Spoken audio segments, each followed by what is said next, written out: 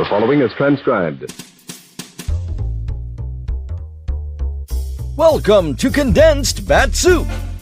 Now with 66% fewer superheroes than our regular podcast, which makes Condensed Bat-Supe even less nutritious, but still just as delicious. We're featuring episodes of The Adventures of Superman without the Caped Crusaders.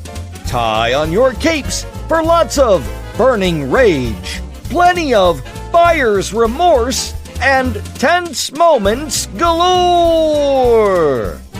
In this edition of Condensed Bat-Supe, Jimmy Olsen is in a corner, and the only way out is past an armed maniac.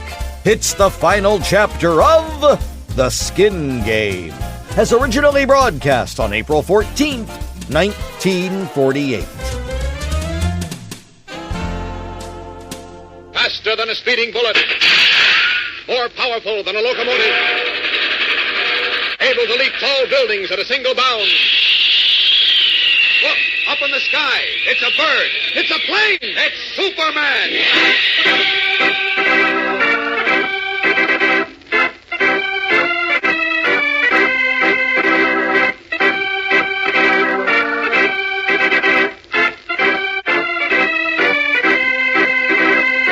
Yes, it's Superman, strange visitor from the planet Krypton, who came to Earth with amazing physical powers far beyond those of mortal men, and who, disguised as Clark Kent, mild-mannered reporter for a great metropolitan newspaper, wages a never-ending battle for truth and justice.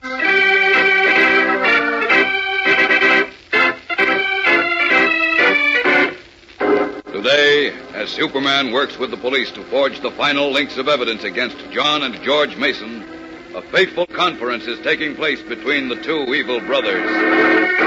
If Clark Kent and the police are wise to us, George, we'll go to jail, and it'll be your fault. No, it's that Olsen boy's fault. He started all this trouble after Ralphie asked him to throw the Jones and Lee boys off the Unity House team. So what? That only I should have killed him instead of creasing his skull. That would have put an end to our troubles. Now, George, listen to me. No, I'm through listening to you. This time I'm going to finish. George, come back here. I'm going to kill that Olsen boy, even if I have to hang for it.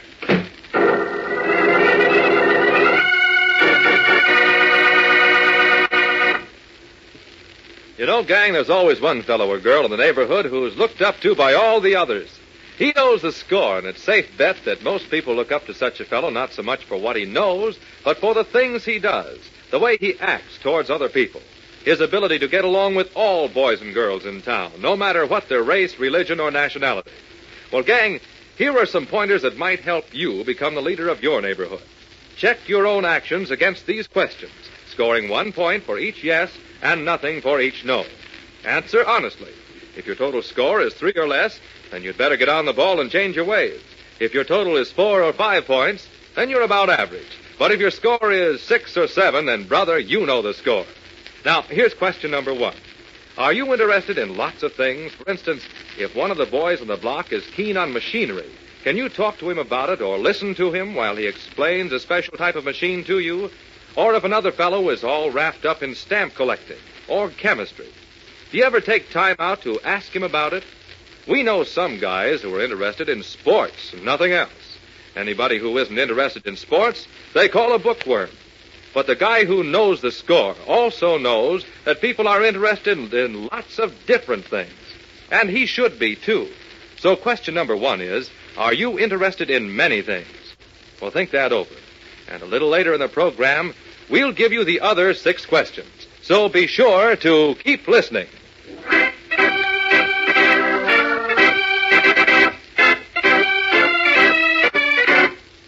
And now, the adventures of Superman. Convinced that John and George Mason were responsible for the attacks on cub reporter Jimmy Olsen and 2 Unity House track stars, Clark Kent, who, as we know, is Superman, presented his evidence to the Metropolis police. But when the fanatical George Mason learned from his brother that he was under suspicion, he flew into a wild rage and swore that he would finish Jimmy Olsen, whom he blamed for his predicament. Pushing his brother aside, George rushed from his small bottling factory just as Ralph, his young nephew, entered. What's the matter, Dad? Why'd Uncle George rush out like that? That crazy maniac. I've got to stop him. George! George, come back here! There goes his car. Yes. It's too late to stop him now, I'm afraid. Sure is. Stupid fool. He'll get himself hung. And me, too. What do you mean, Dad? What's he done? He's gone off to kill young Olsen. Jim Olsen? Yes. He blames Olsen because Clark Kent and the police are suspicious of us. But holy cow, we gotta stop him, Dad. We've got to. Yeah, but how? He wouldn't listen to me. I know how to stop him. Wait, Ralph. Wait. I'm Where are gonna you try going? to save Jim. This thing's gone too far.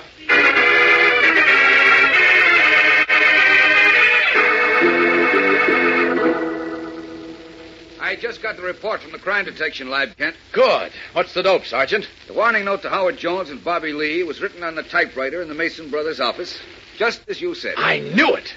Then they are behind this. You bet they are. Sure, it all adds up now. They sent Ralph, John Mason's son, to tell Howard and Bobby to quit the Unity House team. When the boys refused to quit, Ralph went to Jim Olsen, the team's manager. When Jim told Ralph where to go, the Mason brothers tried to kill Jim and then sent those tiny crutches to Howard and Bobby as a threat. Right. And if not for Superman, Howard and Bobby would be both dead now. Well, what are we waiting for, Sergeant? We're waiting for nothing. I'm going out right now to pick up John and George Mason. Good. Want to come along? You bet I do. That's a pleasure I don't want to miss. Well, come on then. Hey, excuse me, Sergeant, but this boy says he's got to see Listen, you. Sergeant. Hey, wait a minute. Aren't you Ralph Mason? Yeah, yes, sir. Well, what do you want? I've come to tell you that my Uncle Georgie, he's going to kill Jim Olsen. What? Are you telling the truth, Ralph? Yes, sir. My father tried to stop him, but he couldn't. I came here as fast as I could. Why that low down? Look, Ralph, I didn't know there was going to be any killing or anything like that, honest. I wouldn't have gotten mixed up in All it right, if I did. never mind that now, son. Where is your uncle? I don't know. He drove off in his car. He said he was going to get Jim. Great Scott, I'd better Don't get excited, Kent. But I'll put out a general alarm for Mason. We'll pick him up. But that may be too late. I've got to pick him up my way. So long.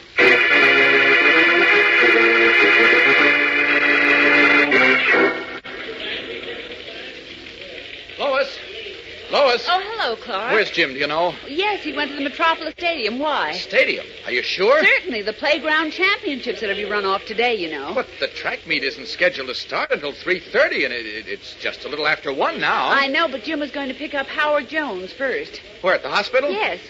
Well, you seem worried, Clark. Is anything wrong? Plenty, but there's no time to explain now, Lois. I'll see you later.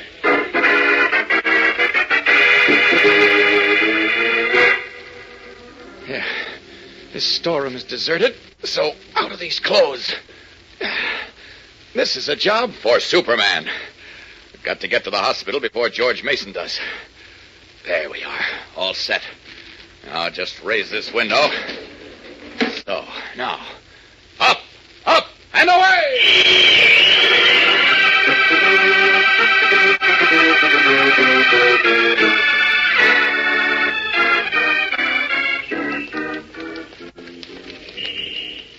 Entrance to the locker room in this alley, Howard. Saves us walking all the way around the stadium to the front door. Oh, swell. Gee, I wish I could run today, Jim. Yeah, so do I. I'm afraid Unity House won't have a chance without you. Oh, I wouldn't say that. No, it's true. Without both you and Bobby in the relays, we're really sunk in that event. Well, look, maybe I could run in the relay, Jim. I don't feel too badly. No, nothing doing, Howie. The doctor says you shouldn't run today, so that's final. No, we'll just Wait have a minute, Jim. What's the matter? That man getting out of his car just ahead, you see him? What about him? He looks just like the man who almost ran me over the other night. He does. Uh-huh. Jeepers, he's got a rifle. Yeah. What the... Jim, he's aiming at us. Sleeping lizards. He's gonna shoot us.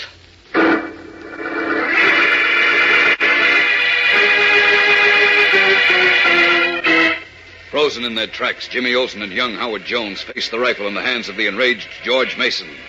What will happen? We'll be back in a moment for the exciting climax of today's episode. So keep listening.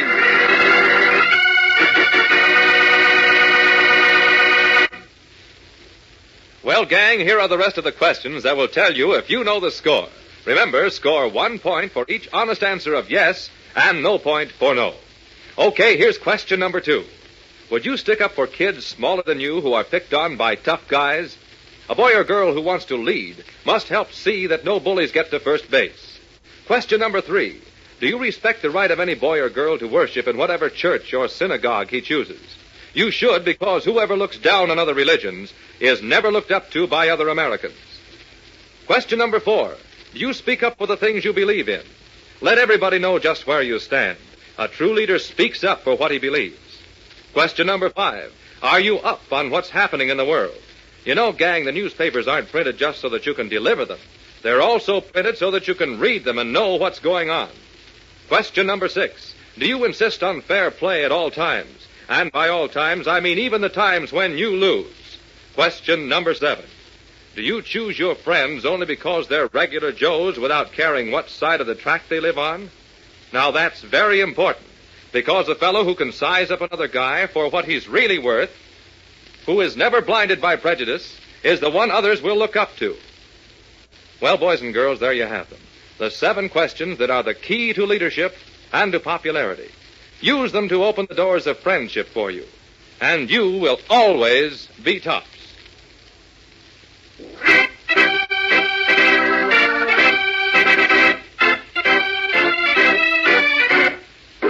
And now, back to the adventures of Superman. While Superman searches for cub reporter Jimmy Olsen and Howard Jones, the 2 youngsters have been ambushed in the alley behind the Metropolis Stadium by George Mason, who points a rifle at them and yells,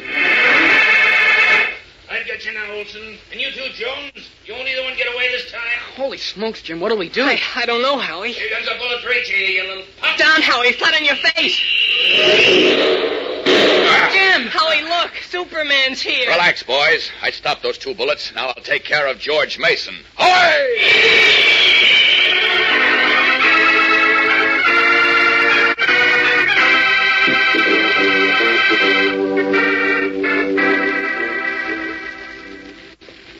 Should have seen it, Miss Lane. Superman stopped those 2 bullets meant for me and Howie. Then he jumped on George Mason before he could get his rifle up again. 1 punch, zowie, and Mason was listening to the birdies. Yes, I heard about it, Jim. Both Mason brothers are in jail now, where they belong. I feel kind of badly for Ralph, though. Ralph? Yeah. He's John Mason's son. The kid was really sorry for everything that happened. Well, he broke down and cried when Howard and I said we wouldn't prefer any charges against him. And he was tickled when he found out he could even run in the championships if he wanted to. Well, that was very decent of you and Howard, Jim. Oh, say, where did I put my briefcase? Oh, right here. Oh, thanks. But to top everything, the Unity House team was so sore about what happened, and because Howard Jones and Bobby Lee couldn't run, well, they practically burned the cinders off the track, and we won the playground championship. Yes, that was too bad, Jim. Yeah. Too bad? Oh, I mean, what did you say? Well, I said... Hey, you haven't been listening to a word I said. I'm in a terrible hurry, Jim. There, I think I have everything. Where's Clark? Well, he went to police headquarters to prefer charges against the Masons. Well, listen, you look like you're going someplace. I am, and I did want to see Clark before I left. Oh, well, I haven't got time to wait for him. Well, where are you going? Well, I don't exactly know. You don't know? It's quite a distance away, but that's all I know. I'll have to figure it out on the plane. Figure what out? Where I'm going. Huh? Oh, now, look, Miss I Lane, haven't got time to explain now, Jim. My plane leaves in 20 minutes. But Horatio says it's a terrific story, and we may run into danger. Horatio? Danger? Well, what are you talking about? I told you, Jim, I haven't got time to explain. But look, Jim, now listen. If anything happens to me, if you don't hear from me by tomorrow at this time, look up the Daily Planet for the day before yesterday and work out the crossword puzzle. The what? The crossword puzzle, Jim, in the Daily Planet of the day before yesterday. That'll tell you where I went. Well, goodbye, Jim. I've got to fly. But, Miss Lane, wait. No time. Don't forget, Jim, the crossword puzzle will tell you where I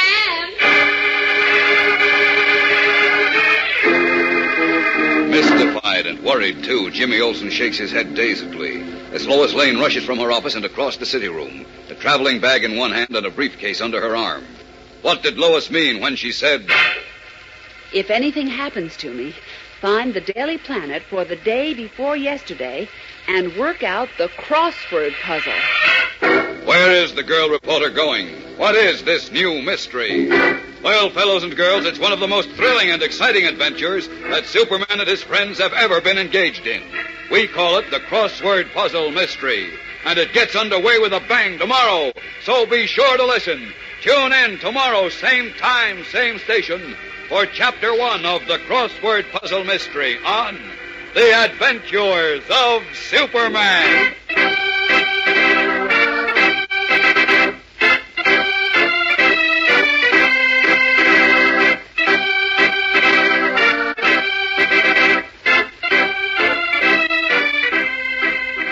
Superman is a copyrighted feature appearing in Superman DC Comics magazine and is brought to you Monday through Friday at this same time.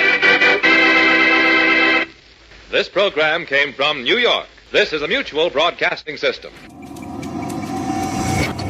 It's time for a Condensed Bat-Supe Extra Helping, because sometimes a clever plan is all that stands between just another humdrum day and planetary destruction.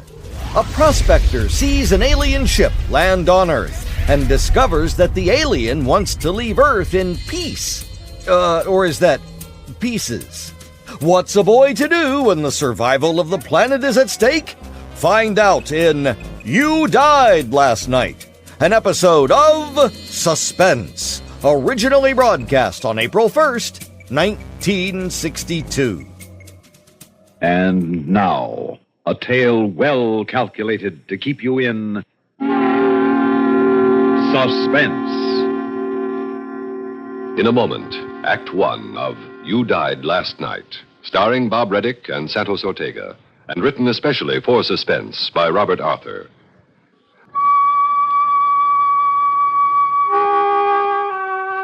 My name, Joe Prescott. Occupation, garage mechanic, age 34, unmarried, nobody ever heard of before. But I have a question for you. What happened to you last night? Now, don't answer, because whatever you say, you're wrong. All of you. You see, I know what happened last night, because I saw it happen. You and you and you and all of you. You died last night.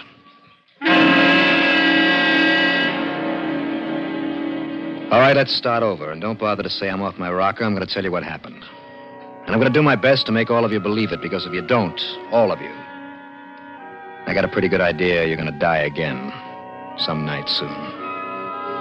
So we go back 2 days to the day before yesterday, time exactly 4 p.m., place 30 miles northeast of Bakersfield, California. Characters, just me, Joe Prescott, and Nellie, my pack mule.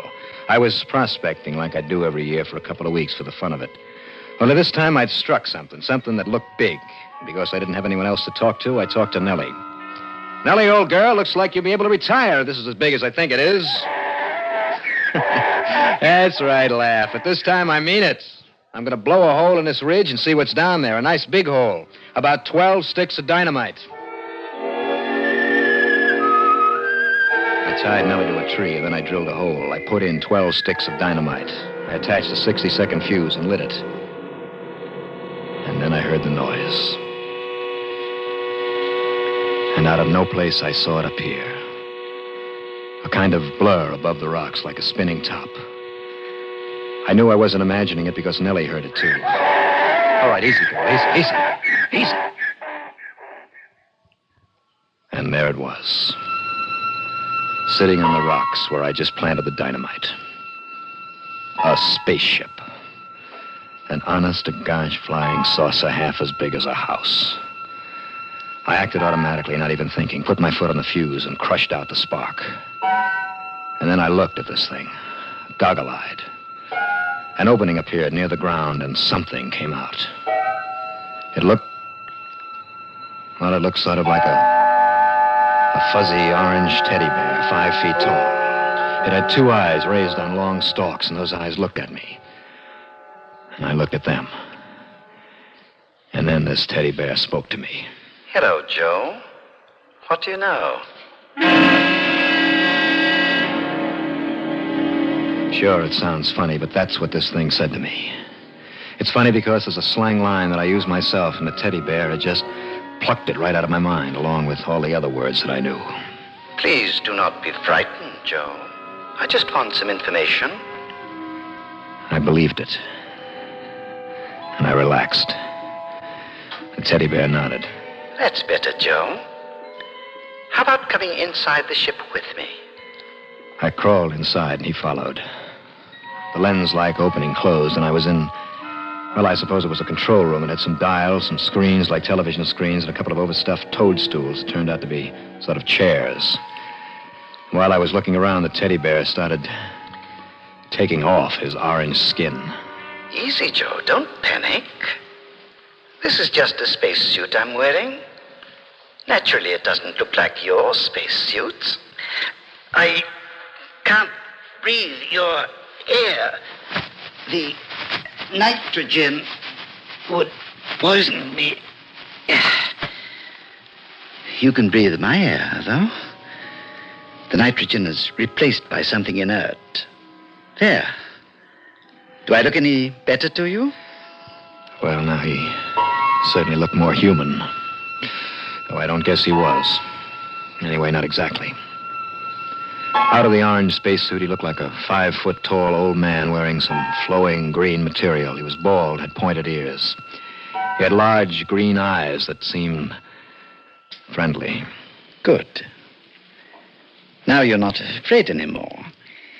Incidentally, what you are thinking of is my ears are really, what's your word? Antennae. Like, yes, like your mouths. Antennae. Yes. Ordinarily, I could use my antennae to hear your thoughts. But your human thought pattern seems so different from ours that we'd better use speech. Now that I've picked enough words out of your mind, and, why don't you call me Tony? Joe? Mm-hmm. Sure. But Tony what? Just Tony. Short for Thonian. That's what we call ourselves, Thonians. Just as you call yourselves humans. So you're from outer space? Yes. About 15 light years away. And it seems I got here just in time. I don't get you. What do you mean, just in time?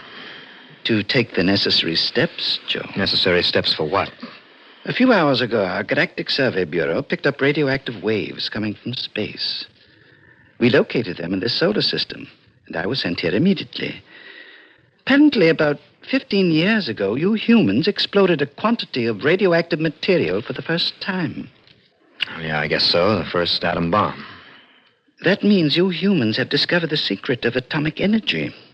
It won't be long before you're building spaceships and traveling to the stars. I suppose you're right. You see, we Thonians are rather set in our ways. We like peace and quiet.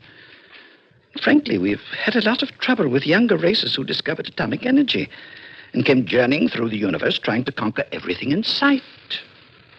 Yes, I can see how that might happen. They'd rather fight than be friends, huh? Much too often. So now we just prevent trouble before it starts. I'm here to find out what the human race is like. If it doesn't measure up, I may have to take drastic action.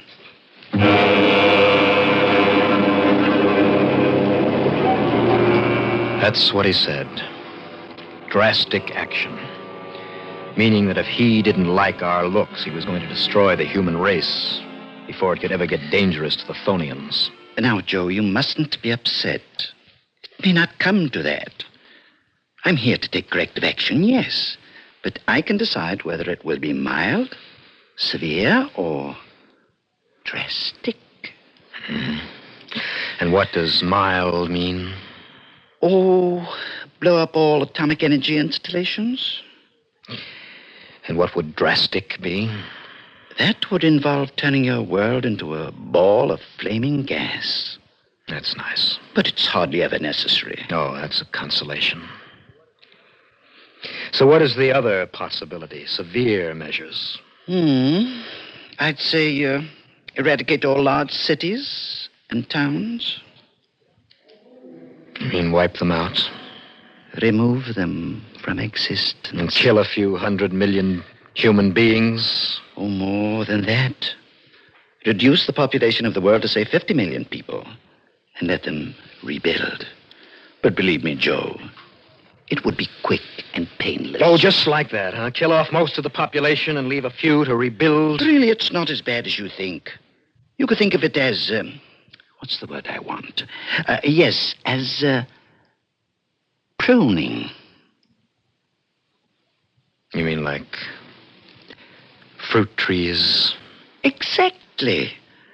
Sometimes races need pruning, too. And I'm afraid that from the Thonian viewpoint, the human race badly needs pruning. Yes, Joe. Rather badly.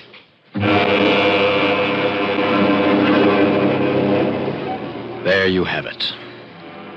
Here was Tony, a representative of a super race from the stars, come to our Earth in a super spaceship to destroy us. And what could I do about it? Nothing. I grabbed for the revolver that I always carry when I'm prospecting, but Tony turned those big green eyes on me and I froze, paralyzed like a statue. You see, Joe? You're helpless. Please accept the inevitable. It'll be better that way. Okay, Tony. What choice do I have? Well, what now? When do the festivities start? Festivities? Oh, you are being humorous. You mean, when do I begin corrective measures? That's right. I suppose you have ray guns, bombs, stuff like that to do your dirty work? Joe, if only you wouldn't use words like dirty work. If you could just think of it as a necessary and helpful pruning. Yes, well, I can't. Let's keep it on a high plane. Suppose I say preventive measures. Well, it does sound better, I must admit. Well, to answer your questions, I do have a store of bombs. Very small, but very efficient.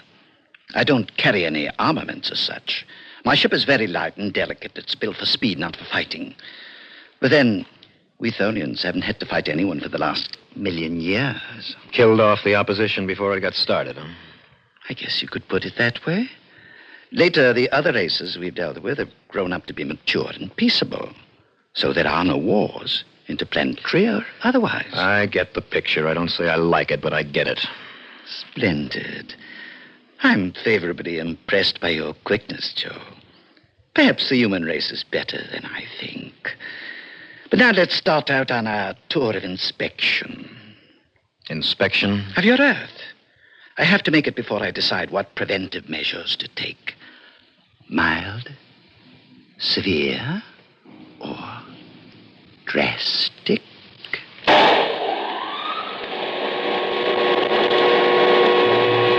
Tony pushed some buttons. The walls of the spaceship became transparent. It's as if we were sitting in midair, and then we began to move, drifting up and away. I saw Nellie, my pack mule, raise her head and hee-haw after us. And then we were zipping over the mountains until they were only a blur under us. I began to ask Tony questions about how the ship worked, looking for an angle, anything that might help. Tony, did you say that it was only a few hours ago that your race first knew an atomic bomb had been set off on Earth? 4 hours and, 48 minutes by your time, Joe. And you covered 15 light years in under 5 hours? How could you do that? I thought nobody could travel faster than the speed of light. They can't, Joe. But you see, this ship travels both in space and in time. Travels in time? When I have a long trip to make, I start the space drive and set the automatic pilot. Then I turn the time control forward to the estimated duration of the trip. And there I am, at my destination. Well, that way you can do a year's traveling in a second. More or less. Time travel is a little tricky, but very convenient for long-distance travel. Yes, plenty convenient. But can you travel backwards in time? Yes. The process is reversible. We could go back to that instant when you first saw the ship, if we wanted to. And would I be standing there looking at you the way I was? No, you'd be inside the ship, because you are now. So the past would be changed. Going backwards is a bit tricky, you see. We seldom do it. Now, Tony. Yes? Let me see. If I've got this straight, back on your planet, 15 years have passed since you left? That's correct. And 15 more will pass before I get back, Joe. You humans are intelligent. And rather likable, judging from you. I do hope I won't have to take drastic measures on your world.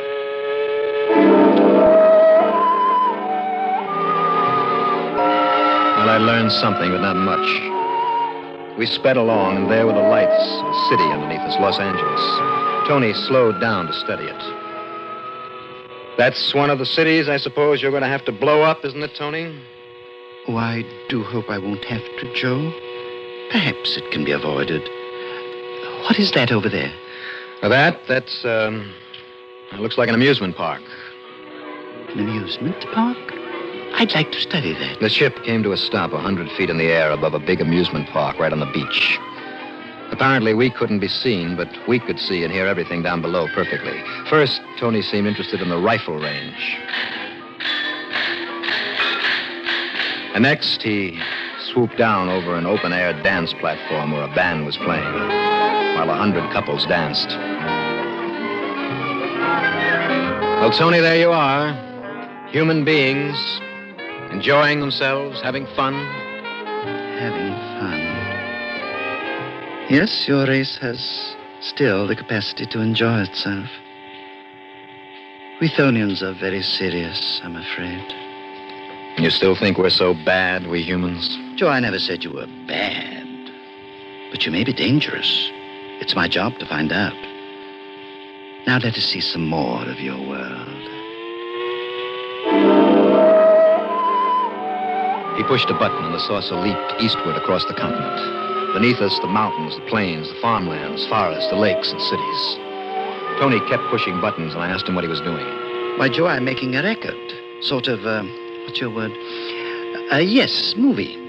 A record of life on your world for our scientists to study. I thought you said it was up to you to make the decision whether or not, you were going to take action. Oh, it is. This record is in case I do take action. Then, 1,000 years from now, our scientists can study these records and see if the new world you build after I finish pruning, shall we say, is better than the old one.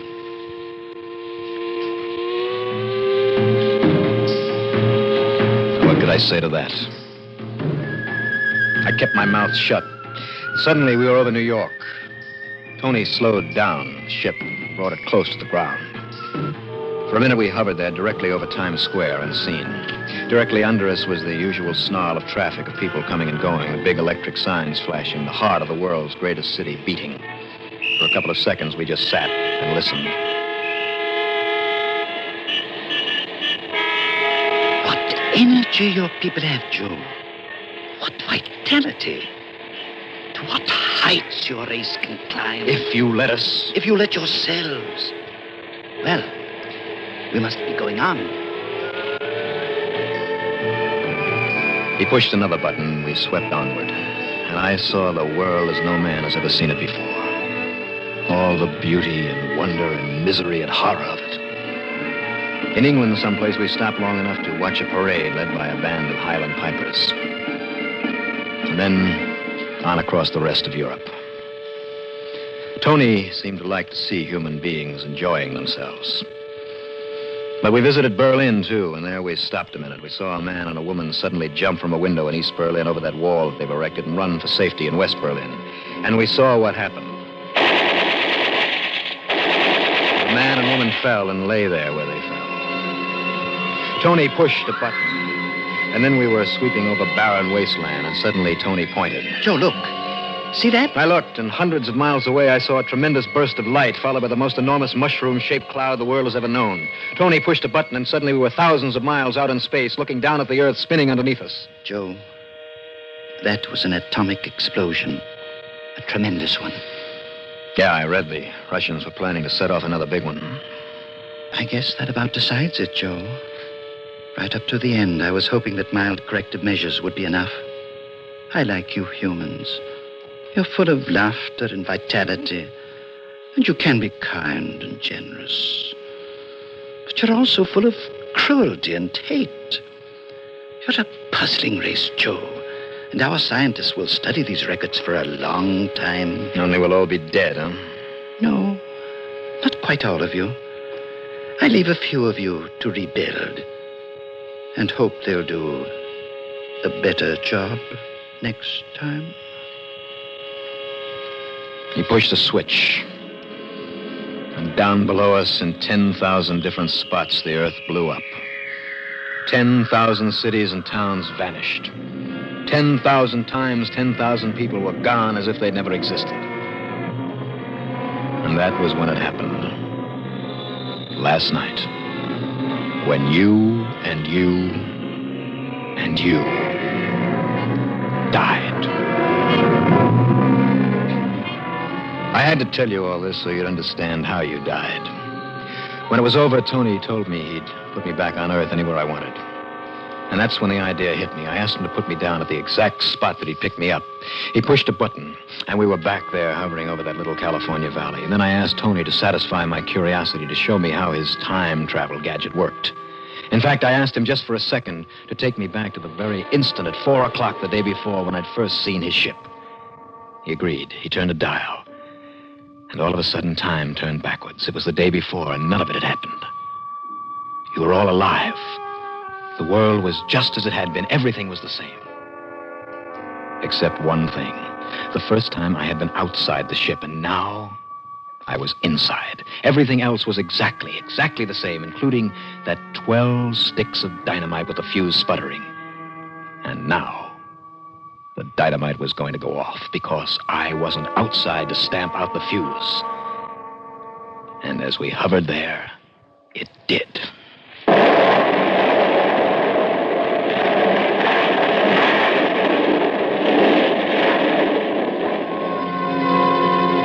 That explosion had ripped Tony's spaceship open, blew me out through a rip in the wall, and as I lay dazed on the ground, I saw the Thonian spaceship go spinning wildly around up into the sky and out into space, and I knew Tony must be dead, because his ship was a wreck. He'd have no air. So I'd fix things. The world was okay. You were all still alive. I'd tricked Tony. He hadn't known about the dynamite. All right. There you have it. The whole story. How you died last night and why you're still alive now. I had a broken ankle and a lot of bruises, but I rode Nellie back to town and told my story. And they laughed at me. I suppose you're laughing at me now, thinking I've made all this up just to entertain you. But you're wrong. You are wrong. Because out there in the stars is a race that doesn't think that we can be trusted. In 15 years, they'll wonder why Tony doesn't come back. They'll send someone else to find out. Just 15 years. Before then, we have got to prove they can trust us after all. We've got to act like human beings. We've got to live up to the best that's in us, not the worst. And we've only got 15 years. I only hope we can do it in time.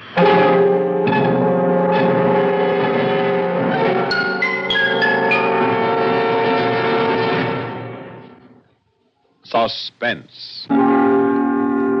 You have been listening to You Died Last Night, starring Bob Reddick and Santos Ortega, and written especially for Suspense by Robert Arthur.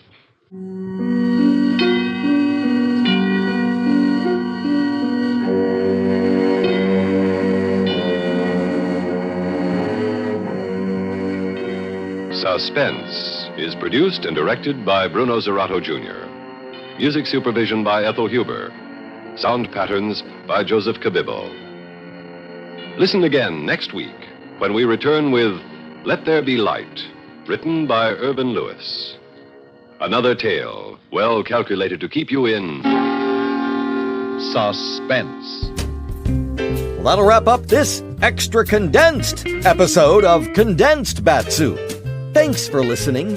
Be sure to tell your friends to subscribe to Bat-Supe on their favorite podcatcher. We can also be found on YouTube and Facebook. We'll see you next time for another exciting edition of Condensed Bat-Supe as we bring you a very special story, another fine extra helping, and maybe a special announcement. Until then, up, and away!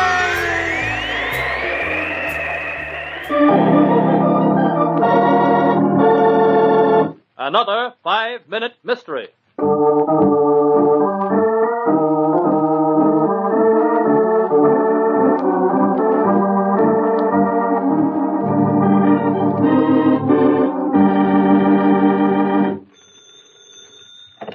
Inspector Clark speaking. Yes? The Cooper rubies? Where? Blackstone's at 49th. I'll be right over.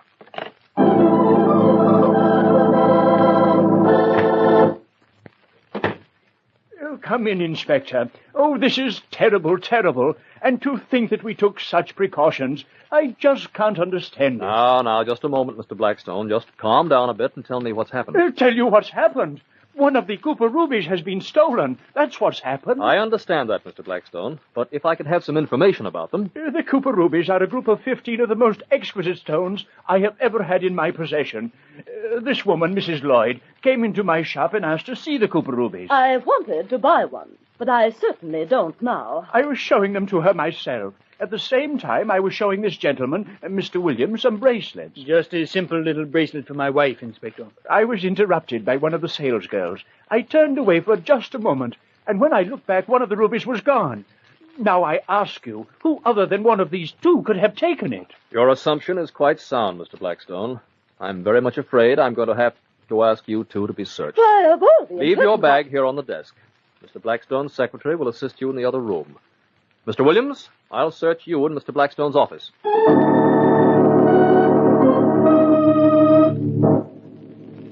Now, let's see. Mrs. Lloyd's bag. Compact. Nothing here. Lipstick.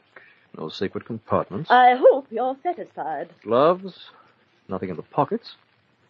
Well, I guess that eliminates you, Mrs. Lloyd. Now, Mr. Williams' things. Nothing in the pockets. Billfold. Comb. Does that eliminate me, Inspector? I guess it does, Mr. Williams. Everything seems to be quite in order. Cigarette, Mrs. Lloyd? No, thank you. I don't smoke. Williams? No, thanks. I have my pipe. Oh, of course. Well, Mr. Blackstone, I've found your precious ruby. You've what? But I haven't seen it. No, you haven't seen it, Mr. Blackstone, but I know where it is. Mr. Williams, I arrest you for the theft of the Cooper ruby. How did the inspector discover Eric Williams' theft of the Cooper rubies? Do you know the clue? In a moment, we'll hear more.